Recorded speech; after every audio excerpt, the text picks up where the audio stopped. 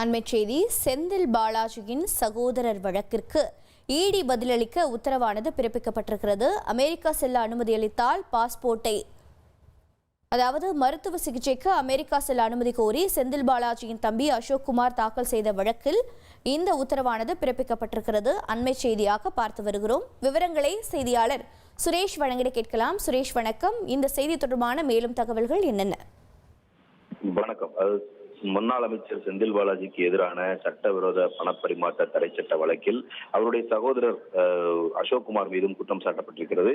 இந்த வழக்கில் அவர் அவருடைய பாஸ்போர்ட் ஆனது ஒப்படைக்கப்பட்டிருக்கக்கூடிய சூழல்ல அமெரிக்காவுக்கு இதய சிகிச்சை மேற்கொள்ள செல்ல வேண்டியிருக்கிற காரணத்தினால் அதற்கு அனுமதி வழங்க வேண்டும் என்ற ஒரு கோரிக்கையுடன் அசோக்குமார் தரப்புல சென்னை முதன்மை அமர்வு நீதிமன்றத்தில் மனு தாக்கல் செய்யப்பட்டிருந்தது. இந்த மனு தள்ளுபடி செய்யப்பட்டதை அடுத்து உயர்நீதிமன்றத்தில் மனு தாக்கல் செய்யப்பட்டது.